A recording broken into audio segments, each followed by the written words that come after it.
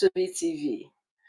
I am Jovista Chichi, and this morning we'll be having our great brother who shall be looking into the our topic of discussions this morning. But before I bring him in, let us look at IPOB press release. IPOB press release of 10th October 2024. IPOB totally rejects the setting up of any IDP camp in Biafra land. The Directorate of State, DOS, of the Indigenous People of Biafra, IPOB, wishes to reiterate our unequivocal rejection of the establishment of any IDP skills acquisition center in any part of Biafra land. We are Biafrans, and we do not have displaced persons seeking shelter or skill acquisition from the Nigerian government. As a matter of fact, Biafrans know the true agenda behind this proposed skills acquisition center project. We state categorically that this covert operation to import terrorists and bandits into Biafra land is dead on arrival. In the light of the said project, IPOB is warning all Igbo politicians who see the deployment of terrorists and bandits in the name of IDP camp as their dividend of democracy from the federal government that heads the Igbo nation of Biafra to be ready for the consequences. All the Imo State politicians that colluded with Hope Uzodinma to import Fulanis and Amajoris using the IDP Skill Acquisition Center as a cover-up to be prepared for what is coming. What those politicians do not understand is that Alibo is a sacred land that can never be polluted nor conquered by their uncircumcised invado friends. IPOB and Indigo will not sit by and watch the selfish and treacherous politicians mortgage the future of unborn Biafran generations for their political ambition. We will not allow the importance of, pardon me please, we will not allow the importation of foreign terrorist marauders into Biafra land in their quest to change the demography and homogeneity of the Biafra nation. Senator Frank Ibezim and other two senators representing Owerri Zone and Olu Zone must receive the consequences for handing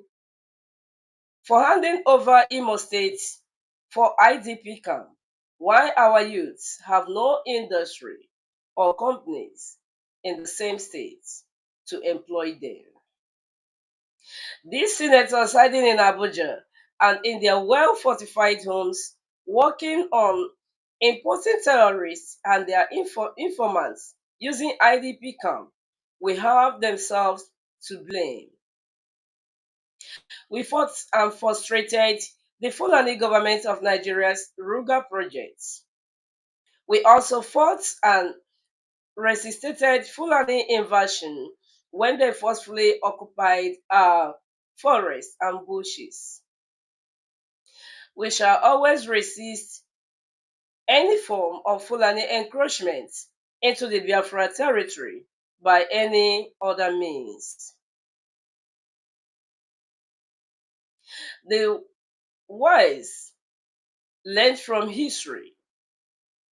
In the 18th century, the indigenous Hausa politicians thought they would use the Fulani militia to remain politically relevant, but ended up selling their generations to the Fulani Caliphate, who later captured them. Today, both the Hausa politicians and the Hausa people have been enslaved in their lands by the Fulani Caliphate. Therefore,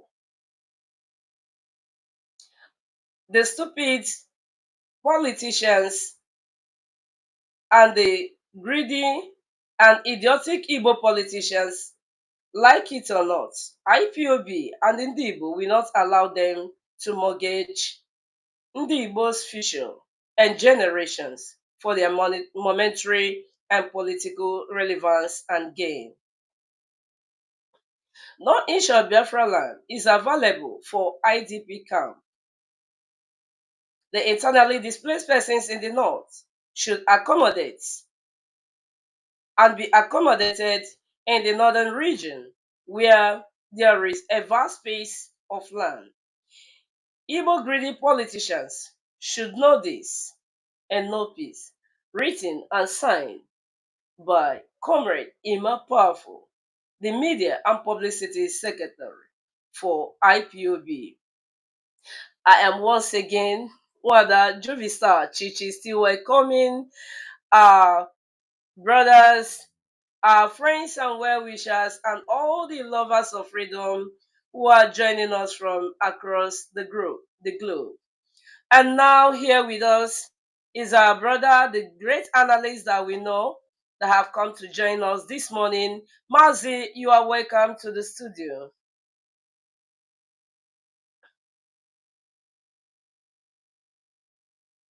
Mazi, you are welcome to the studio. Can you hear me? Good morning from here. I don't know if I'm being received loud and clear. All right, you are Mazi. Good morning. How are you doing Good morning today? from here. I am responding good morning to you. I am hearing you very clearly. You are coming out sound and clear, please. Sure, you are hearing from me too. Mazi Chika is here with us, and I believe Mazi, I don't know if am I'm I getting being through to you? yeah. All right, you are welcome to the program this morning. Okay, I can't hear you. That is the challenge from my end here. I can't You hear can you. I hear me don't know right if you're now. hearing me. I am hearing you sound and clear.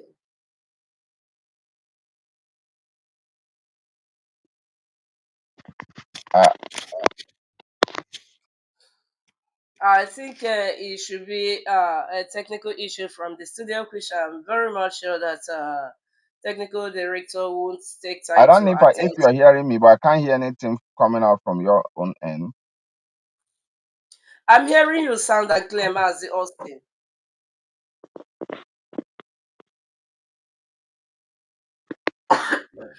Can you hear me right now? Okay. Well, while I'm waiting for the confirmation if I'm coming out loud and clear, I want to say good morning. You I are want to coming say out good loud. You are afternoon. coming out loud. I want to say good evening. My name is Mazi Chika Austine. So I wait for the next question or the upcoming questions. All right. Please, this morning we are here to look at IPOB's approach to self-determination because we have been seeing so much burha from and shenanigans from so many angles from the Nigerian government, from government security agencies, from infiltrators as well as from the agent provocateur. And we are here this morning to take a very critical look at our approach to this very struggle. So that's why now, Mazi, probably I want to suggest for the technical director, if you are not hearing me very well, I believe the technical director can be transferring what I am saying directly to you so that you can be hearing my questions from, or you can be getting my questions from him, please. As we are here to look at the approach of IPOB's the IPOB's approach to self-determination, and we want you to critically look at the peaceful approach to self-determination and armed struggle. That is what I would like you to take a look at this morning. Thank you, Mazi Austin. The floor is for you.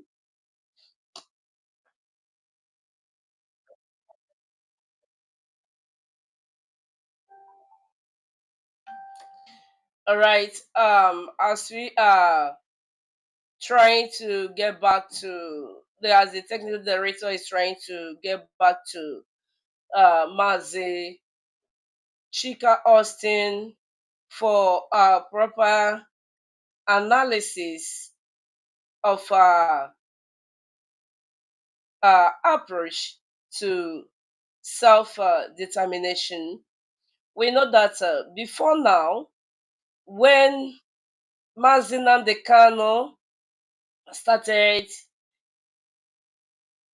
this movement,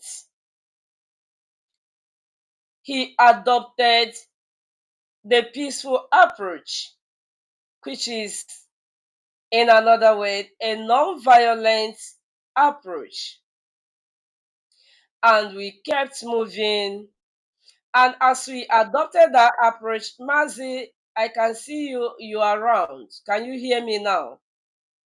I can hear you now. Think All right. everything Thank you is so much stable. for joining us back. I said this morning Thank that we you. are here to look at the IPOB's approach to self determination. And now I am asking you, can you now take a critical look and express to the lovers of freedom and Biafrans at large the IPOB's approach, peaceful approach to self determination and armed struggle? Thank you. Well, thank you, Wada Jovita. Thank you so much. I also want to um, thank our able technical leader, Mazi Rapture, for an excellent job you have been doing for this great movement. Also want to use this opportunity to thank every single one of us out there listening to us, and most especially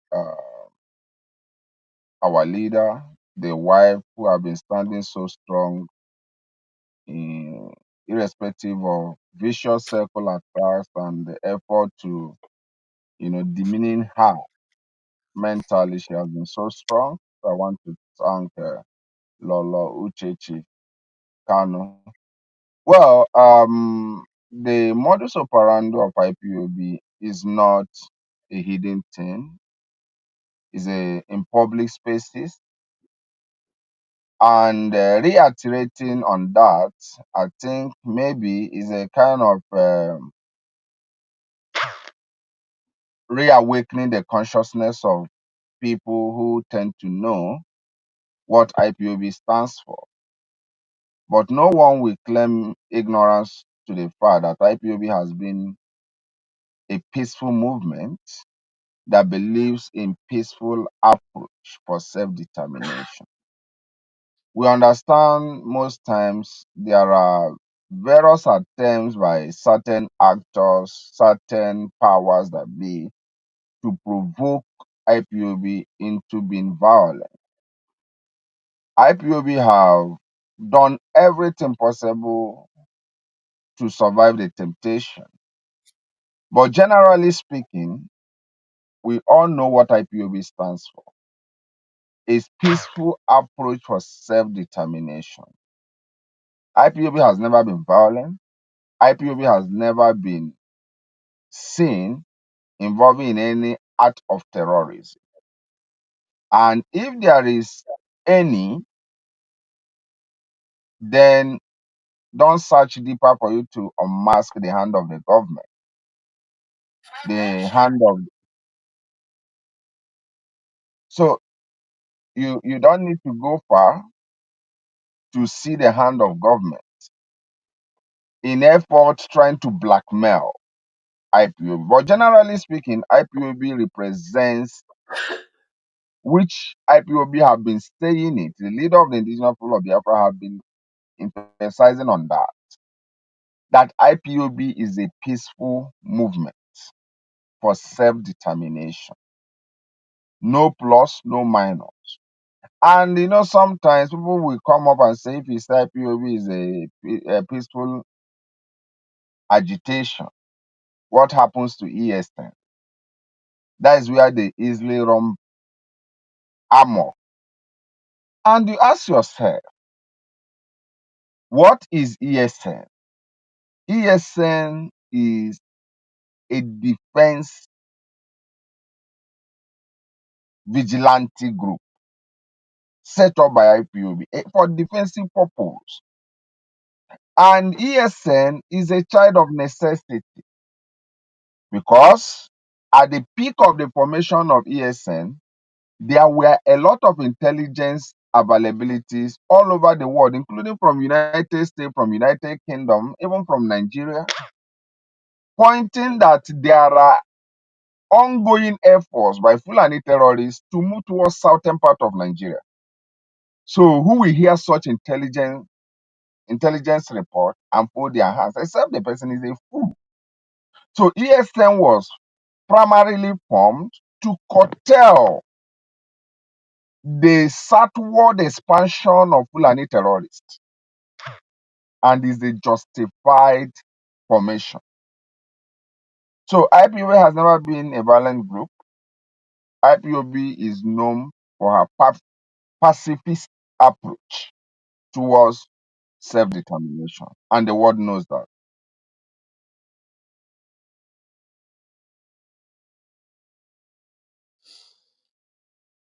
I will also want you to be looking at armed struggle, and then let us know if armed struggle and peaceful approach are reconcilable. Well, there is no, generally speaking, there is no agitation that starts from armed struggle. Take note of that. Armed struggle most time comes as a result of the excessive application of force by the oppressor, and is a natural sequence, is a natural evolution. No people started self-determination project from the angle of armed struggle. Armed struggle emanates as a result of excessive application of state force. Let me call our back a bit from the point of history. There was nothing like slave revolution in the New World during the transatlantic slave trade. The slaves never revolted until the slave master started subjugating them into excessive inhuman conditions. Then they started understanding, the domestic slaves, most especially, started coming to the realization that, oh, we can even poison the food of our slave masters. We can even use the kitchen knife and stab them to death.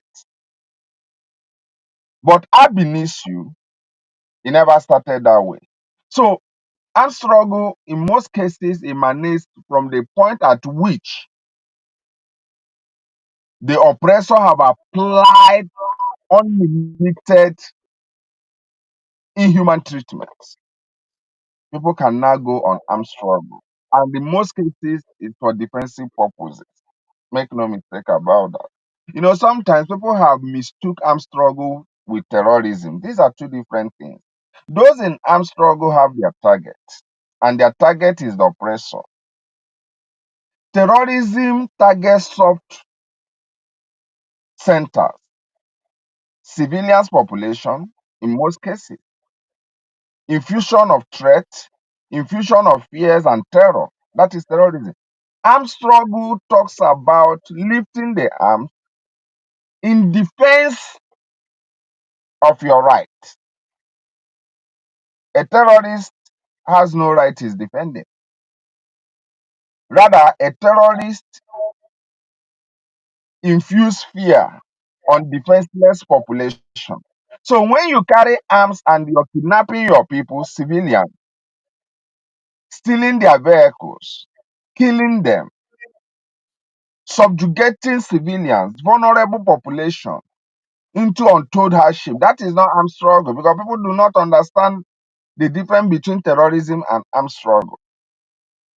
Armed struggle is when you face the oppressor's formation of subjugation or terror. When the oppressor is unleashing terror and you pick up arm to defend yourself against that, that is armed struggle.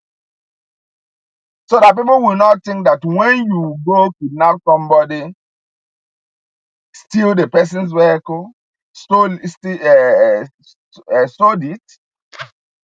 start intimidating people, and they call it armed struggle. These are two different things. I can give instances and instances and instances. So that is it. Mazi, this your very submission is so awesome because I would have asked you for that because as you were explaining, I was a little bit tense because I know that there are people who do not have this sense of reasoning and who do not know what to apply at what time.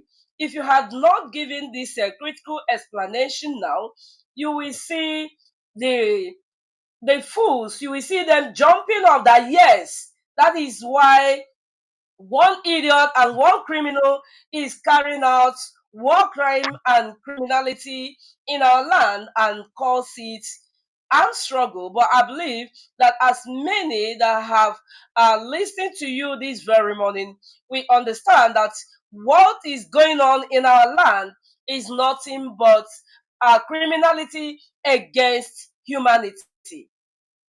And Yeah. again, I want to ask, all right, you have things to further explain because I would have loved you to continue because you just hit the nail on the head. I want you to touch the perspective that if has to come, let me say a revolution, is it uh, could it be spontaneous that nobody will be the directing the hem of affairs, that everybody will just rise up and say, oh, let's us do as we like, no one listens to anyone, no command and control? Is that armed struggle? Well, the truth is, you should understand the politics of polarization. Sometimes I've spoken extensively on uh, the concept of polarization several times. I actually wonder if our people understand what is polarization and how could polarization be weaponized. You see, the reason why we keep on talking about psychological weapon is because they are more devastating than the conventional weapons. You sometimes you can destroy a people without shooting them gun. All you have to do is to work in their mind. That's why the one of the most expensive budget that is being done all over the world is called psychological weapon budget. Advanced countries pay attention in what their citizens are thinking, how to redirect that thought, either to downplay the thought or re-engineer that thought. This is the neuroscience things that are happening all over the world. Sadly, Africans are still back. Our educational system is not open for us to understand how the science of psychology works. Most times people think struggle, in fact, as a matter of fact, there is no healthy struggle without centralization. From historical perspective, from contemporary perspective, and then from even in the future. There is no successful struggle that have failed to have a centralized structure. I will give you instance. I did a program last night and I made a whole references. I invoke Fidel Castro revolution in 1950s against the government of Batista in Cuba. And that project was able to be successful because there was centrality in command. Information was flowing from a point and decentralized. Do you understand me? And because of that, that rigidity in information channel, they had a success. And remember, Fidel Castro operation was against Batista, that was a good boy of the West. So how did they got to defeat a pro-Western government in Cuba? Is not.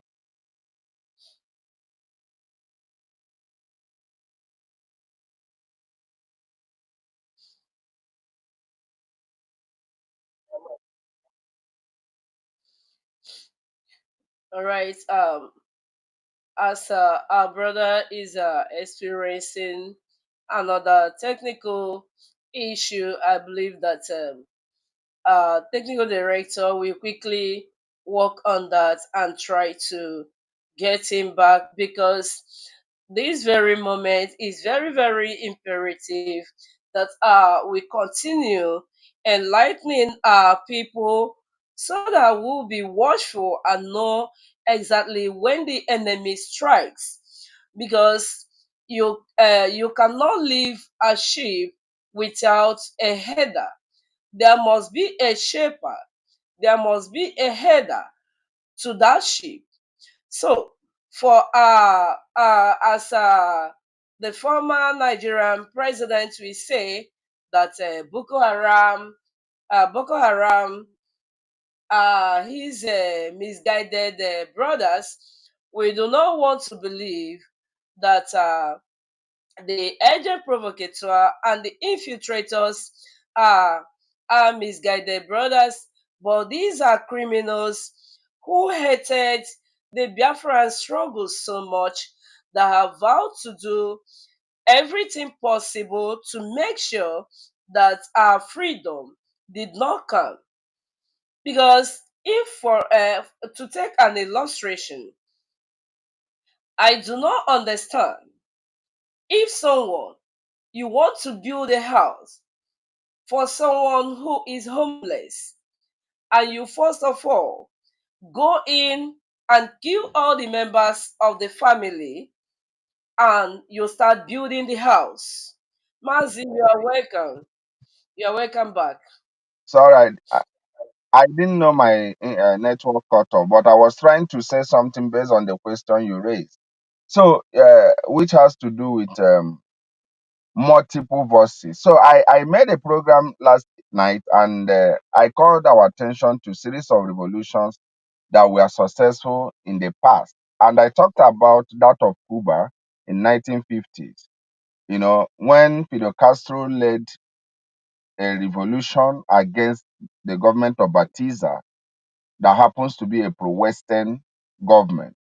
And that revolution was able to be successful because there was centrality of authority. You never had multiple voices.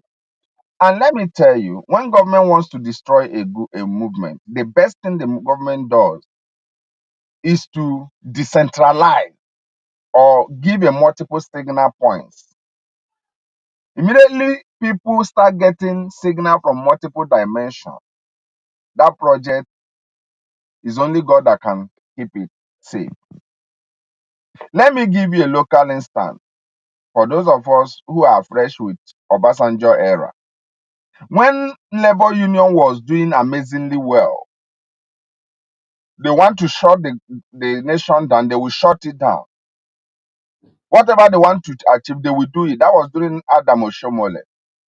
The Nigerian government came together and said, what are we going to do to weaken these people? They said the best thing to weaken these people is to polarize Nigerian labor. They went to the people you call the TUC today, Trade Union Congress, raised some people who will and promise them you're going to be a leader. Don't worry, we are going to support you. We are going to make sure we position you. And those guys became a willing to. They came back and say, we are no longer under Adam Oshomole. We are our own. the government took a bill to National Assembly and balkanized labor. So when the labor union said they are going for strike, TUC, trade union, will say, we are not interested. That is polarization. That is polarization. It was in a lot of places. Best international secret services, intelligence agencies use it to weaken a movement that challenges their control. So our people cannot understand, or I won't say cannot. Our people do not understand this because what is the level of education we have? What kind of education we have? Do we have education that build consciousness in us? No. We have education that makes us more stupid than we were. When people think if they can speak a couple in grammar, that they are done. What happens to your ability to think? Rationalization is very, very important. What is our IQ level? What is our ability to ask questions? Are we rational beings or emotional beings? So, because we have invested much in emotional education instead of rational education, it's paying for us. And that's what we are suffering today. I was once in Ghana and I took time to study a Ghanaian society.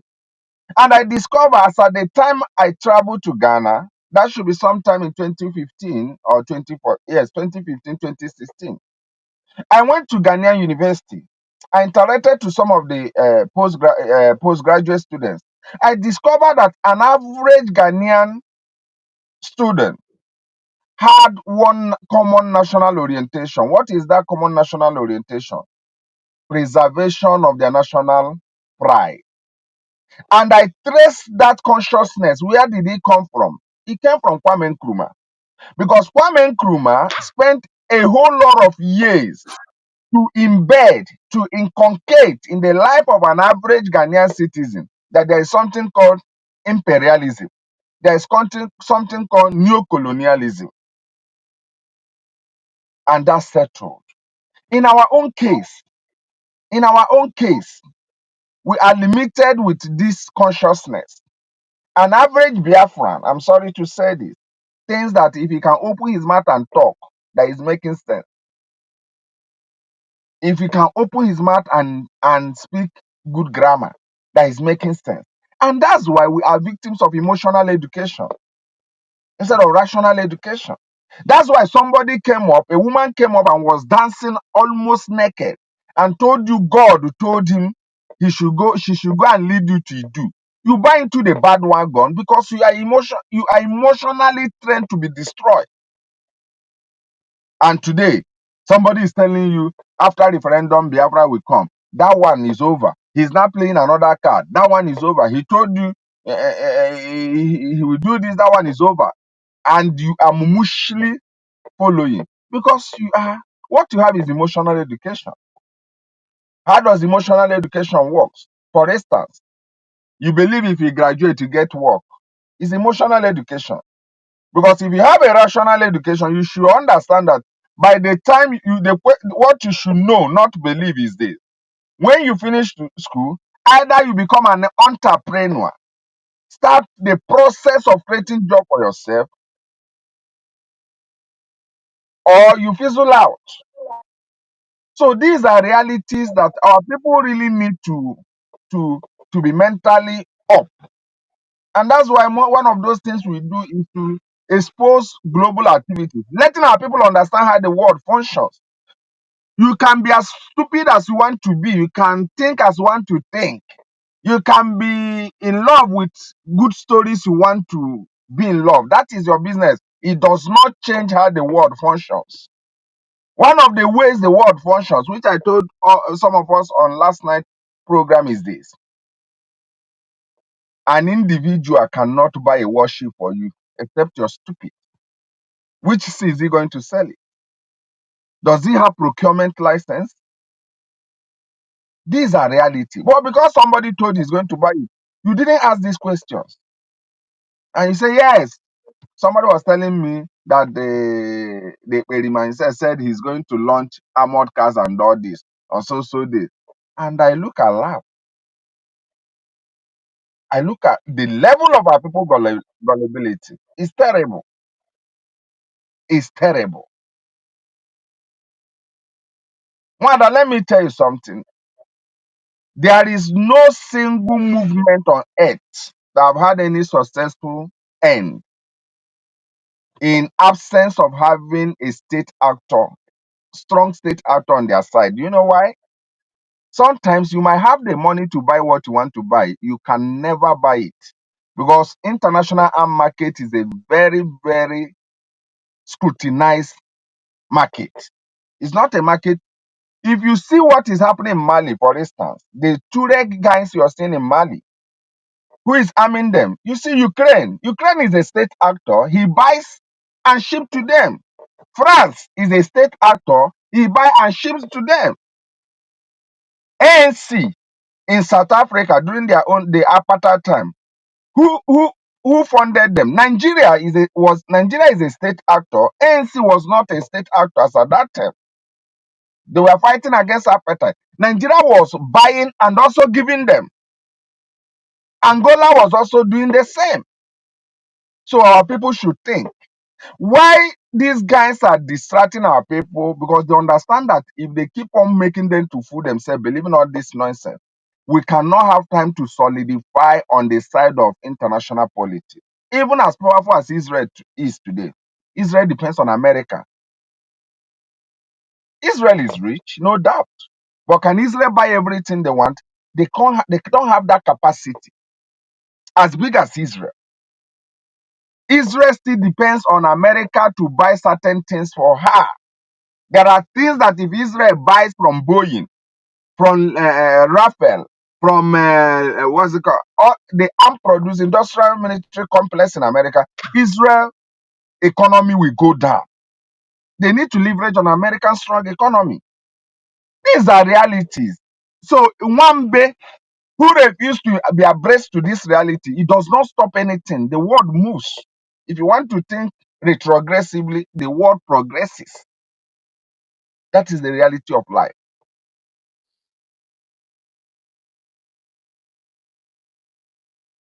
Thank you so much, Mazi, for setting these very records so straight.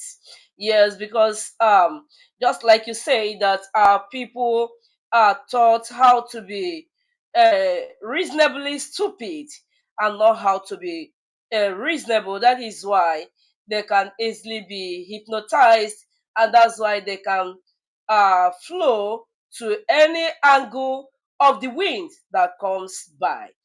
I was glad when you talked about, or when you use labor as an illustration of polarizing a society.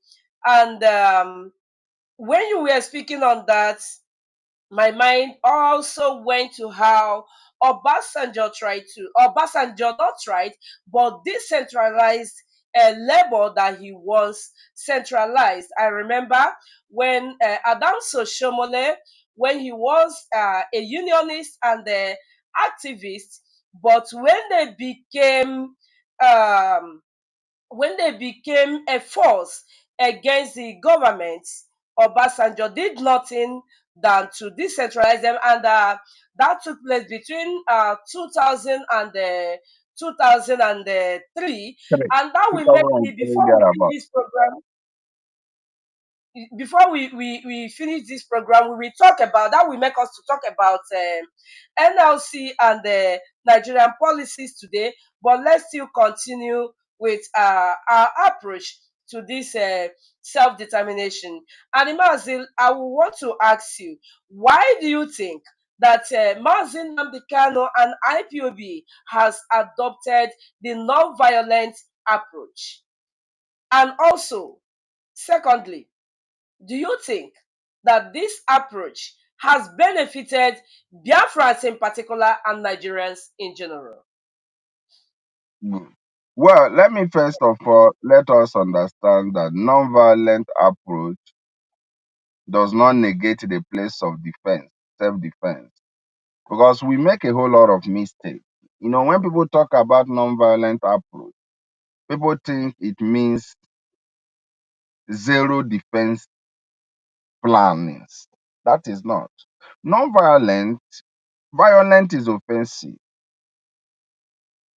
Anything called violent is offensive. And the world generally does not support any offense. That's why, you see, international politics is something our people should open our mind to understand. That's why, even in the midst of offense, countries do not use the word offense. Let me give instance. Russia was to launch attack in Ukraine. What did Russia call the operation? Did they call it offense? They call it SMO. What is SMO? Special military operation. Special military operation. Nigeria was to launch attack on Biafrans in 1967. What did Nigeria call it? What did they codename it? It was an offensive operation. But what did they call it? Police action. Police action. Are you not telling me police action led to the killing of over 5 million people? Police action. So, you see, our people with a basket mat approach, they think when they talk vulgarly, when they talk hard, that it reflects the reality. It doesn't. Let me also shock you. You see, when Israel was about entering in Gaza, they codenamed the operation Special Sting. That is how they called it. They didn't call it offensive. So, what am I trying to say? Self-determination non-violent goes with non-violent approach. You don't need to be violent. In fact, anybody that says the word violence is comfortable with the word violence, that person is even stupid. He's not smart. Because being violent simply means being unguidedly destructive. Unguidedly destructive. You are not even intelligent. Because you see, some of our brothers, when you say we are non-violent, they say, no, why would you say that? You see, illiteracy is very terrible. And the kind of education we have, even some of us who said we're educated, seem to be even more horrible than those who have not gone to school. So, being non-violent does not rule out self-determination. If I say, for instance, I don't believe in fighting, and all of a sudden, so a man wants to punch my face, I owe myself a responsibility to raise my hand, isn't it? And It is. stop the pressure of his hand reaching my face. When he insists, I also have the responsibility to use the other hand and punch him in order to deter him. That is what is called self-determination. That is what is called self-defense. It's not violence. Violence means you come to a place, you start destroying. You start, bringing down everything. And when you proudly admit all these languages, the government use it to trade against you. So IPOB is a non-violent group, no doubt about it. She has proven it. But IPOB does not fold their hands and watch annihilation of her people. It has never happened. And that was why IPOB took it as a responsibility to raise Eastern Security Network, not Eastern Military. Take note of that.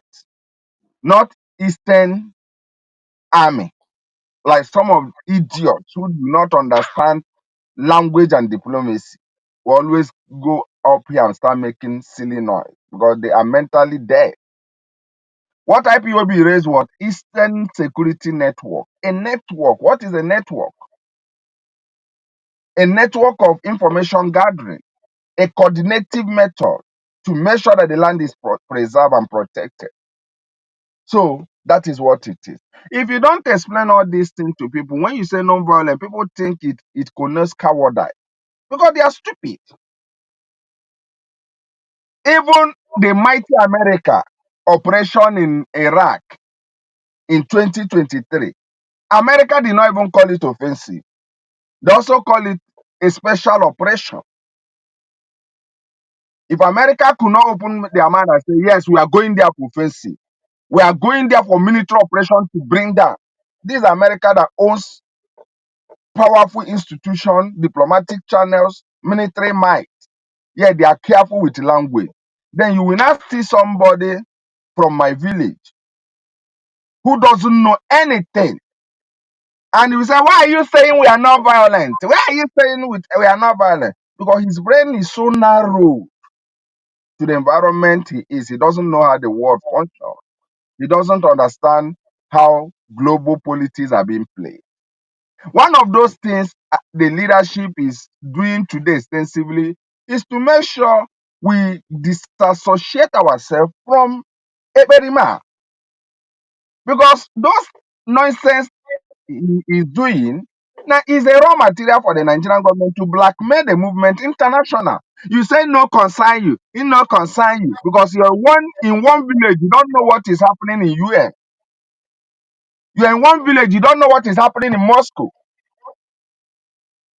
Then tomorrow there is constitution of international, maybe Nigerian government after gathering all these evidences that these criminals are operating and pile it on IPOB. Then tomorrow Nigerian government runs to UN Security Council and say this problem is bigger than us. Come and help us.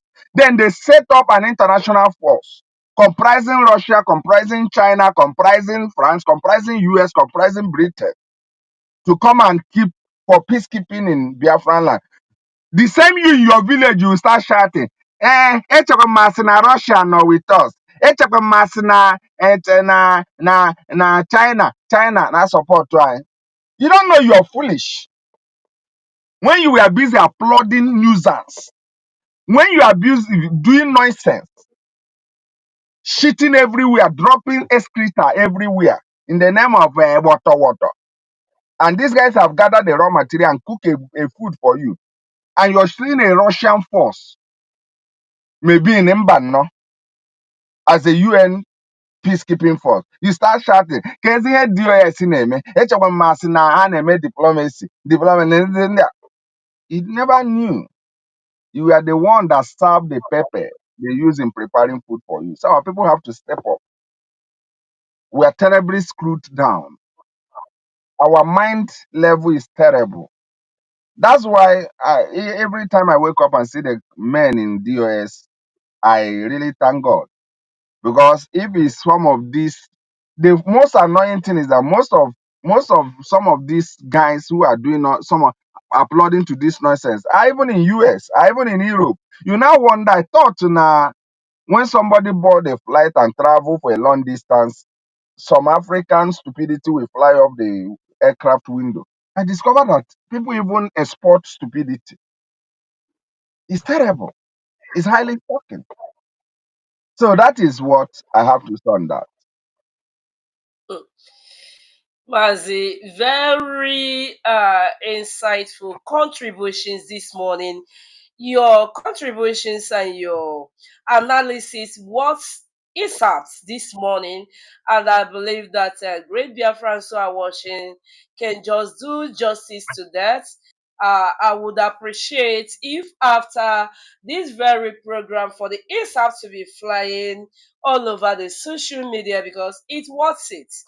And Mazi, from your last word, little did I know I wasn't the only person that is being worried about the stupidity of our brothers who have traveled out. Most often, I will look at their physical appearance, I will look at their pictures, I will look at so many things, and I'll be wondering how is it that this person who has been in US, in Canada, in Germany, and other parts of the developed countries are being this stupid It is a very worrisome You see, state that these people could be supporting uh, pure nonsense, but IPOB you will see, keep you- setting the record straight. one, Honestly, one that, yes, yes, one that, yes, let me tell you something. You see, um, in fact, God, in His infinite mercy, allowed this struggle to come up, because without it, we would have been in a mess. You see, our people always talk about being traders, anabambo, concept of trading, but our people do not understand political economy. It's terrible. You see, you can be trading without understanding how your environment functions, and it becomes highly devastating. And that's exactly what is happening to them in Lagos. Mother, let me tell you something. Do you know Malaysia? You've heard about Malaysia, even though very well. you might not have been there, but you have heard about Malaysia, isn't it? Now, It is I want to use two people on this planet Earth to buttress my point. The Malay people, Malaysia have a composition of several ethnic groups. Amongst them, there are Indians, there are Malay people, there are Chinese. Now, what happened is this: the Chinese who came to Malaysia were highly mercantile in nature. What I mean by being mercantile, they were trading, they were doing more of their commerce. Again, yeah, contrary to the Malay people. Do you know what they did? They transformed that their commerce life into understanding political economy. And before you know, they took over the running of Malaysia administratively. The Indians also are doing wonderful on that. If you go to Canada, go and make this finding. The Indians are taking over Canada. If you go to UK, the Indians are taking over UK. How do I mean? The Indians trade with the consciousness of political economy. So if the Indians are operating in your land, they don't just operate without understand the need for stability of homeland. They just did it. That's why they are great today. They just were operating all over the country, but they make sure that the state of Israel is stable. Is stable. The Indians are operating all over the world. There is nowhere you can't see an India. But do you know what they do? The Indians have the highest home remittance.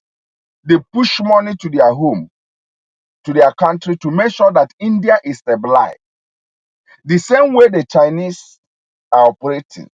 But an Igbo man is so naive. When he builds small village in Shendan local government in Plateau State, he now doesn't think. ASEAN that there is rampage in East. He doesn't care. He will even contribute more and say, let there be 1 million years sit at home. He doesn't care because he's a trader without consciousness of political economy. That's why when we finished doing the nonsense we are doing in Lagos, immediately they started telling us, Omo Igbo, you are not from here. The same people who abandoned the homeland started talking rubbish. Kebai Gagas, where are we going? Our home is destroyed. Now our home, there is disturbances. Where are we going? And they start looking for whom to blame.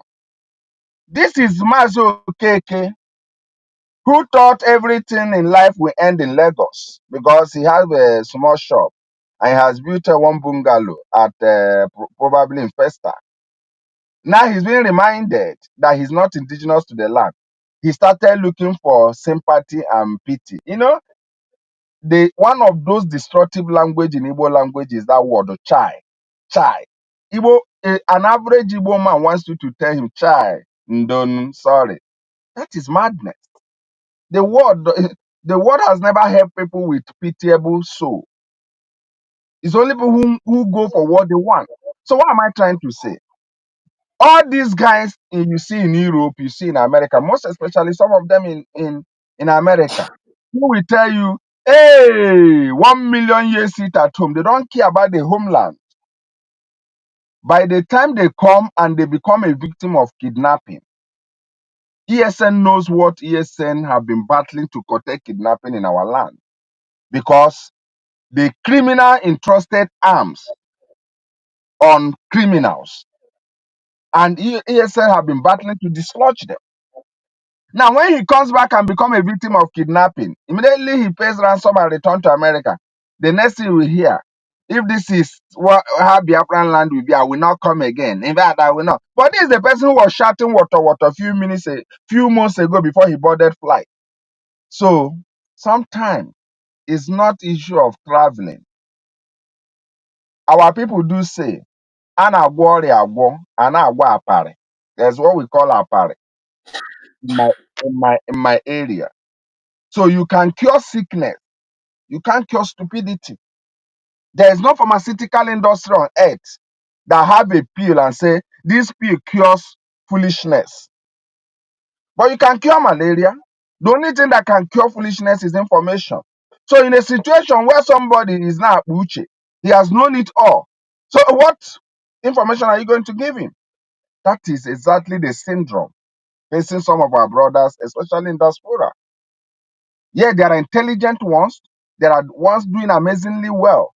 There are intelligent men and women out there contributing and seeing how the land will be stabilized. But others are just umokoko. I rest my case. Thank you, Mazi. And this is why many people, majority, if not most, of Biafrans, we attend rehabilitation center when Biafra comes.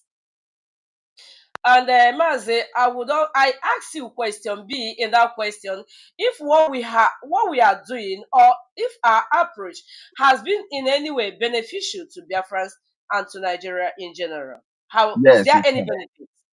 Yes, it has. It has, man. Let me tell you why it has. You see, first of all, we should look at, because the reason why you see me, I will mention here, mention this place, does not mean that they are 100% synonymous with ours. But sometimes there's a comparative analysis helps one to understand himself and what he's doing. You see, our approach have been an amazing one. Remember, you should ask yourself a question: who are we even contending with? Because we've never taken time to understand who we are contending with. The Fulanis are just sub entities. The supra entity at the rooftop are the Western imperialists. As I speak to you now, most of you do not understand. Let me say it. The richest region in Nigeria is the Igbo land. Do you know that? Oh yeah.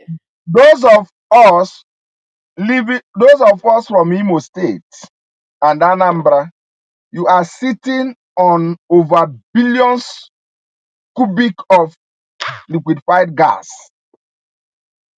And this is the economy of the future. In Imo State only, after Algeria, Imo State is the highest place for liquefied gas reserve,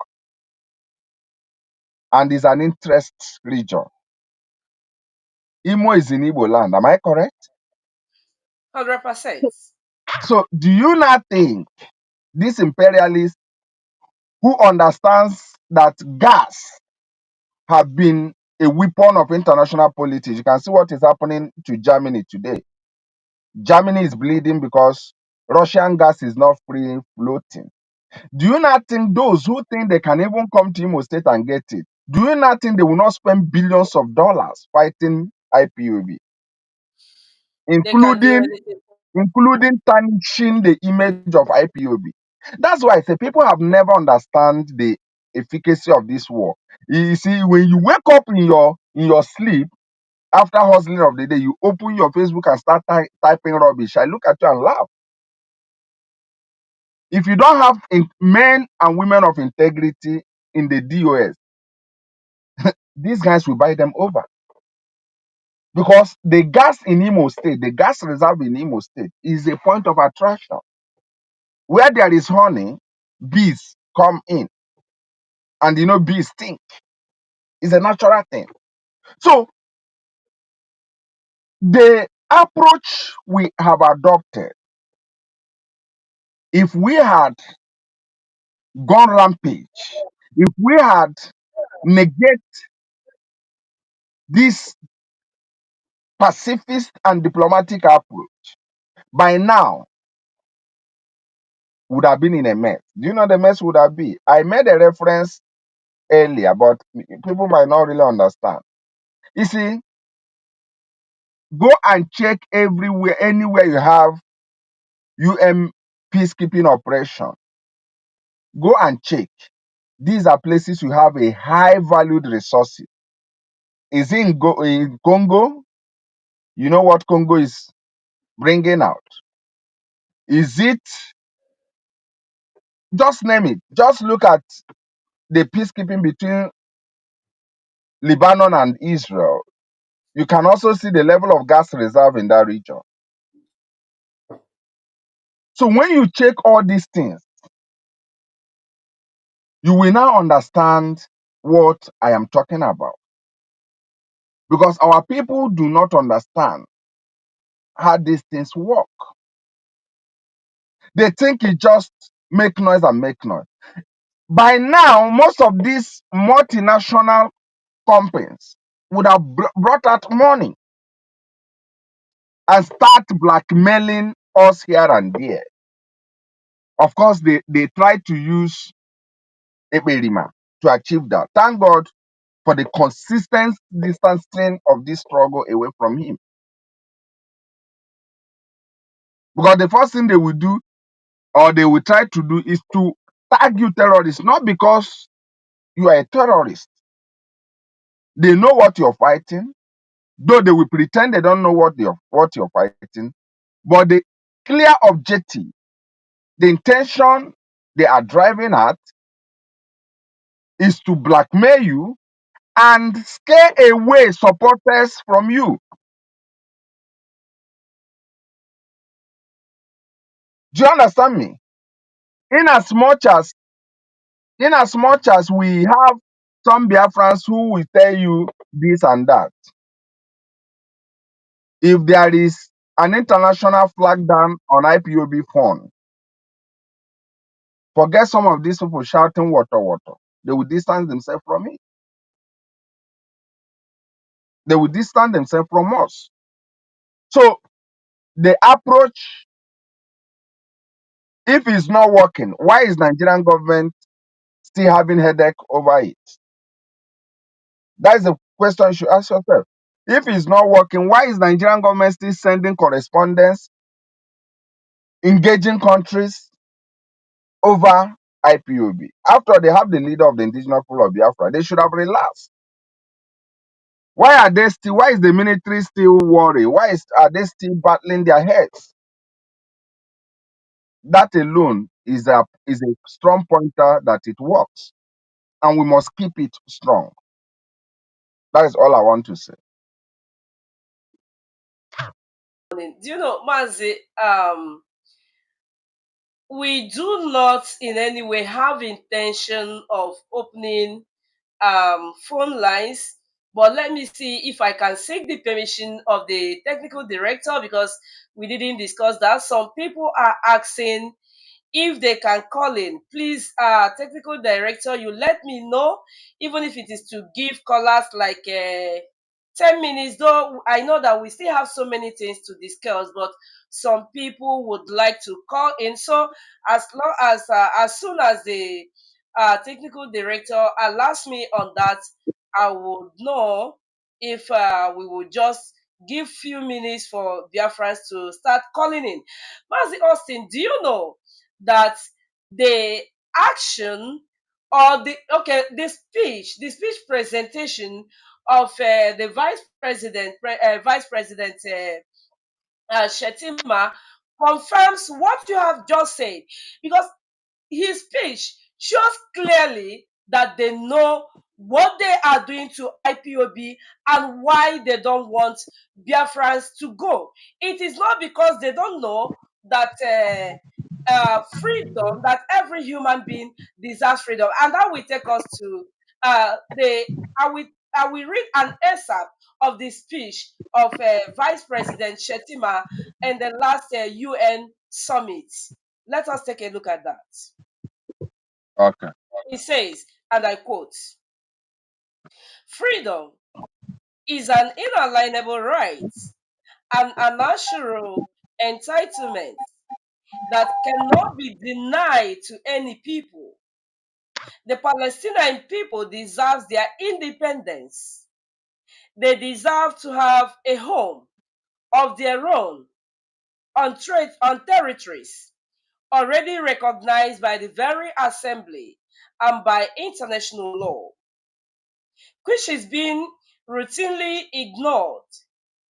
Nigeria continues to urge efforts to bring back on track the two-state solution that offers the prospect for a new beginning for the region. Now, Mazi, do you see that the vice president acknowledged that people of Palestine should be independent, that their rights are inalienable? So why is it that in Nigeria, Nigerian government says that Biafra freedom is unalienable? Okay, Nne, before I go on that, let me explain something about what Shetima was calling back. What Shetima was invoking is various UN resolutions that called for two-state solution. Various UN resolutions. Take note of that. That was what Shetima was invoking. Now, ask yourself, how did Palestinians got those resolutions from UN? Do you understand what I'm saying? So, the Palestinians got those resolutions that Shetima was referencing via diplomatic channels. And, sometimes some people will say, your senators need to speak, you're this now. Ask yourself a question. When Palestinians were getting those resolutions, did they got those resolutions via their senators representing them in Israel? No, or in Israeli Knesset, which is like National Assembly. No, they got those resolutions as a result of extensive diplomatic engagement by Fatah group. Take note of this, because our people need to understand all these things. In Palestinian movement, you have the Fatah group led by Mohammed Abbas. They extensively engage in diplomacy. You have another group, their own version of Ekperima, known as the Hamas. These people don't believe in diplomacy. They believe in woto woto. And let me tell you one shocking thing about this. The Fatah group are controlling the West Bank. The Hamas was controlling Gaza. Why the Fatah group believe in diplomacy, diplomatic engagement of international players? The Hamas believe in their own autopilot. And you saw what they did in October 1st last year, and where it led those living in Gaza. Gaza is Gaza is reduced to nothing. In fact, Hamas engaged in a war that they were not prepared of. And that is what infiltrators do. They lure people into a war when they are not prepared. They so deceive them, made them to be stupid and believe in suicide pact, only for them to come back and start crying. Hey, international community, can't see where they bomb, see how they kill children. Why do you instigate what you are not prepared of? Now, the Fatah group, Israel doesn't like them much. Do you know why Israel doesn't like them? The Fatah group have pressured a whole lot of countries to support them, even in UN. Those resolution, example of those, what Fatah group have achieved is what Shetima was calling upon, resolution. And let me shock you or tell our listeners this. Do you know that Fatah group, they have embassies, Palestinian embassies almost all over the world? Are you aware? In- Including in Abuja, there is a Palestinian representative of Palestinian interest in Abuja. Palestine has embassy in Abuja, just like many countries.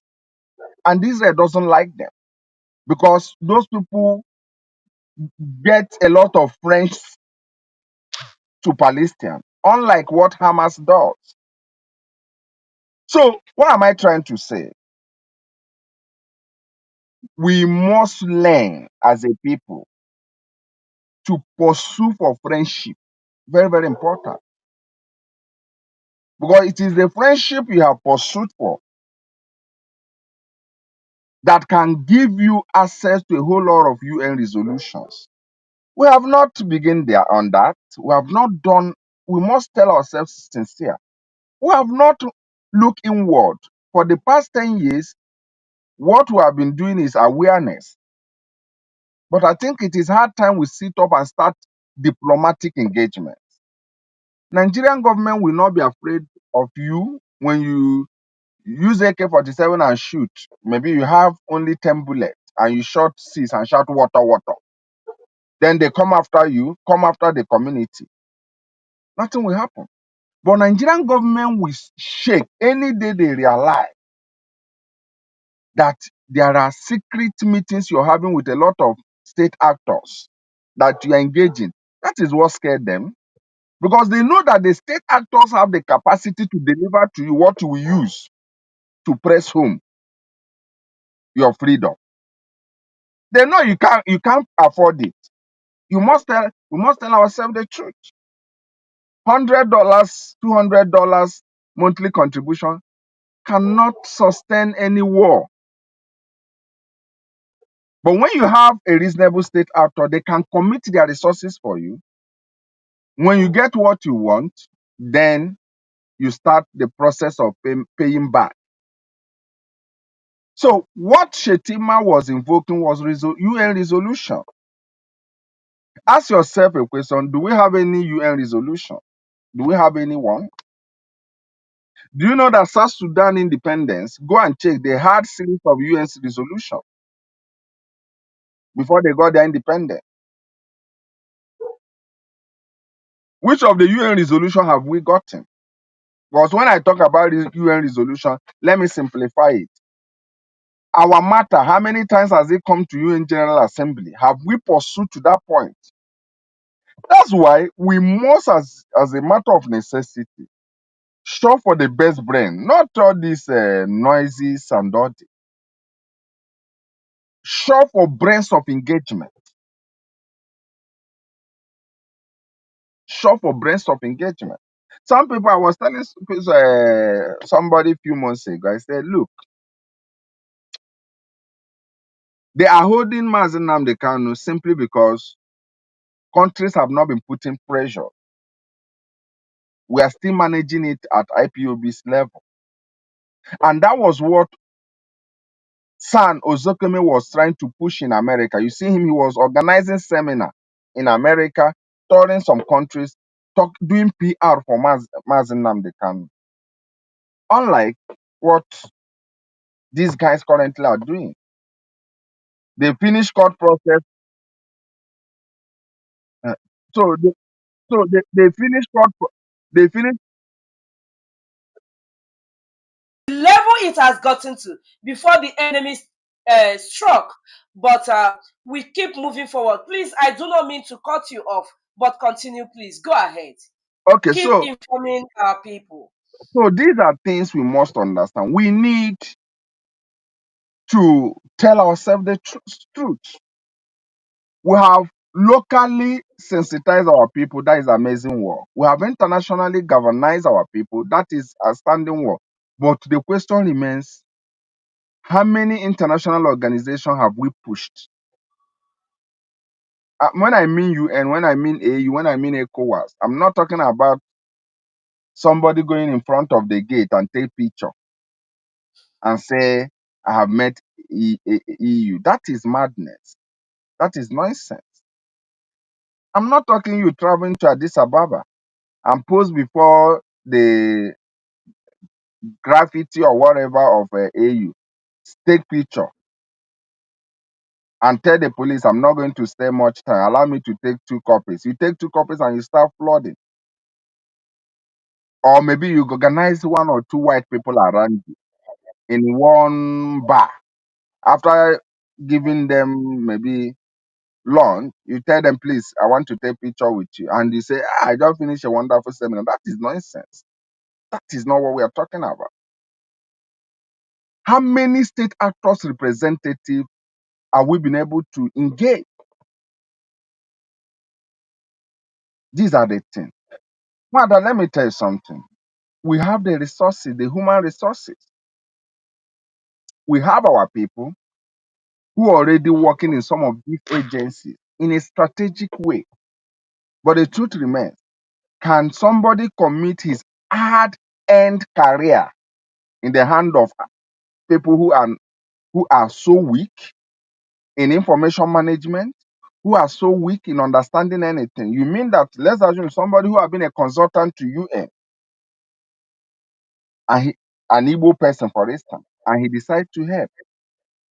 Are you telling me he's going to work with people that after having meeting with them, the next thing they on their picture, their Facebook live, and say, you can see, we just finished with this person.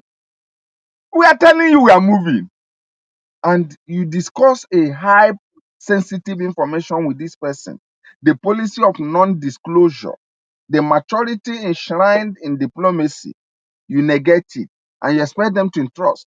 Because sometimes we are quick in blaming these people and say, we have Ngozo Konjiwala, we have this person, we have this person, and we have this person. Why are they not coming up? Nobody will wreck his hard-earned reputation, career, and trust it. Even Christian literature, Jesus said, can you take what belongs to the kingdom to the swine? They will mess it up. So it is hard time. Either we become mature and face what we are pursuing, or we keep on being children and be messing up. We have what it takes. We have the human resources. We have our people in most of countries who are closer to the authorities. But the issue is that who are they going to? What is the level of maturity? Is it this one that perhaps they finish a sensitive issue? Kanu will come and write on Twitter, jokers, even start insulting people. I'm sorry to say, Ozokeme was so maligned, so insulted by Onyendu's siblings. He has to take bow and leave. He has built career for himself, and he can't afford to wreck it in the hand of people who are just jobless in Germany. So either we sit up,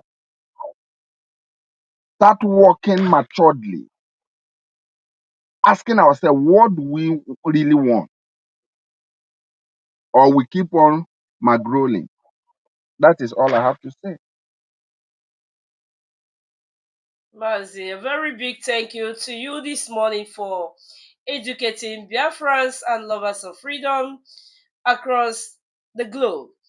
You see, the earlier the fools understand that wielding arms in Biafra land, chasing people away from their homes, destroying lives and properties, and killing politicians, people who go about their businesses, cannot give us Biafra, the better for them.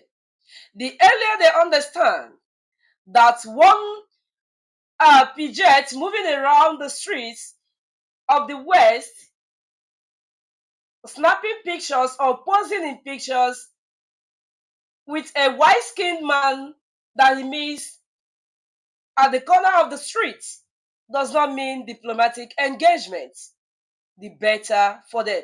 Because when you look at the foolishness of these people, the way they praise the fool, once they see him posing with one white skinned man at the corner of the street, you'll be wondering what exactly is wrong with this very set of people. So, Mazi, I am saying a very big thank you to you this morning, and I keep pleading for our good viewers to see if we can have excerpts of this very morning discussion flowing all over the social media.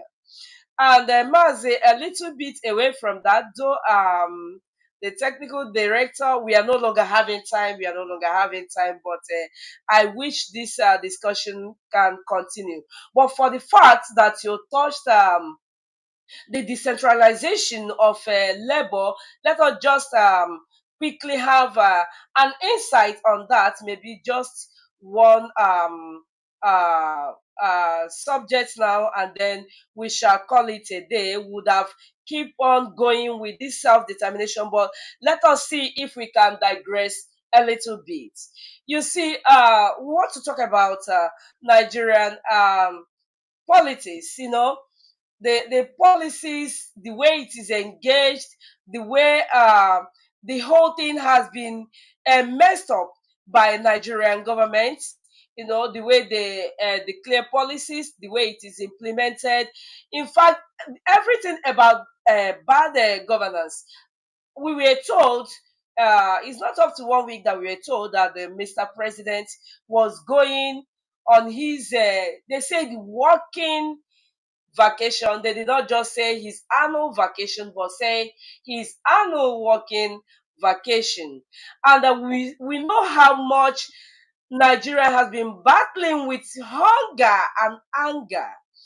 And this is about 1 year, 5 months that this administration has come to uh, be in Nigeria.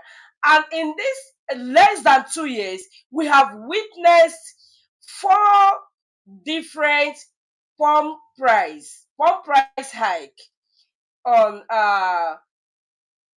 petroleum motor spirits, and only for Nigerians to wake up just last week for another increase to be announced.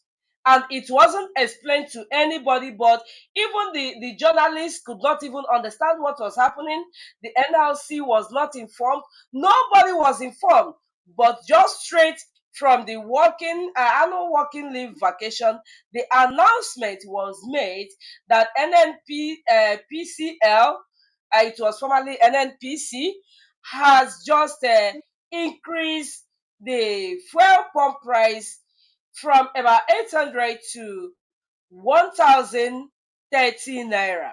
Not from other marketers, but from NNPCL. And nothing was explained to Nigerians. Mazi, don't you think that the executive or the president, Mr. President, is taking the Nigerian populace for granted? No, I don't think so, madam. I don't think so. Why Uh, do you think so? yeah, I think the first thing is that the Nigerian people have taken themselves for granted. You see, you cannot if you don't respect yourself, don't expect anyone to respect you. It's a natural law. Do you understand me? So if you call yourself a baby and you want me to call you an adult, it negates the principles of garbage in, garbage out, isn't it? So they have, first of all, the Nigerian people have taken themselves for a ride, and a better man is now riding them to a better destination. So that is what it is. And let me say this, because people, sometimes it disturbs my heart when when we discuss certain topics like this, because sadly the educational system we're exposed to, is horrible. Ask yourself a question. Any NPC imports crude oil, sorry, imports petroleum. Any NPC is importing petroleum. The same NNPC is also buying crude oil. Are you aware? Oh yeah. And at the same NNP, time, determining the market price. NNPC buys the crude oil. You see these boys shouting our oil, our oil. Those oil you see, we are collateral. They were already mortgaged. They were placed as the collateral. Buhari has given all those oil out, those oil locations. For your information, it's better you understand that. Some for 50 years and above. So an NPC even buys those oil, such crude oil, buy it and retail. So an NPC is doing more of retailing business or Sahia Kahanaba in a simple term. So what is happening is this.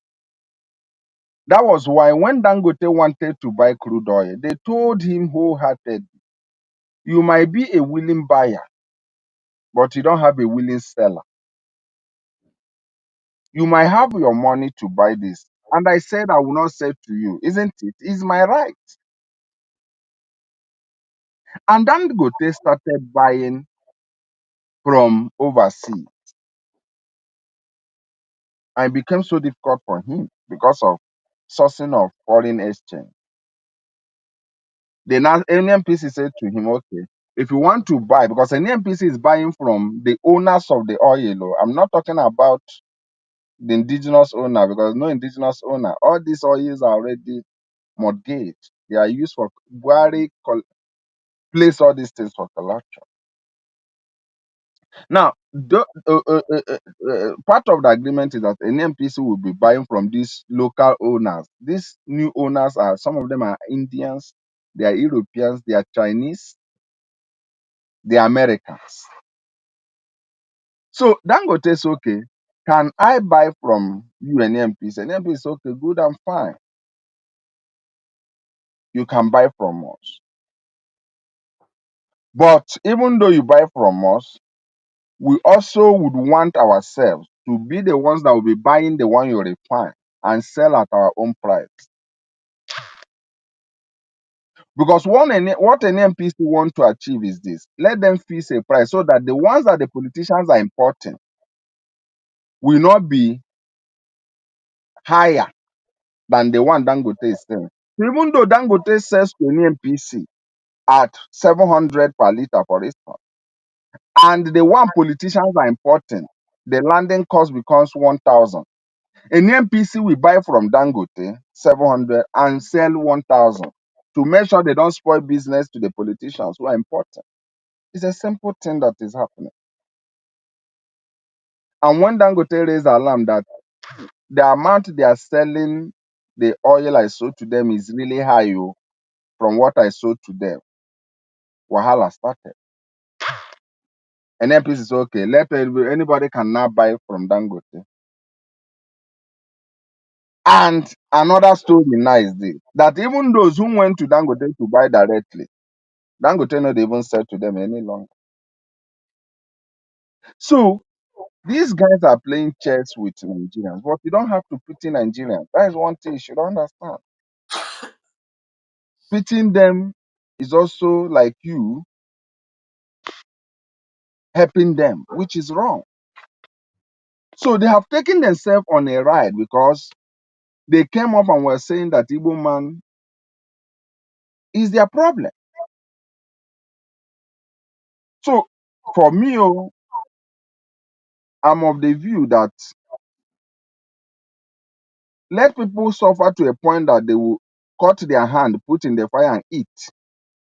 Then they will understand the importance of identifying the real enemy of them, which are the politicians. It's not Nnamdi Kanu. It's not IPOB. It's not Nwada Jovista Chichi. Neither is it me.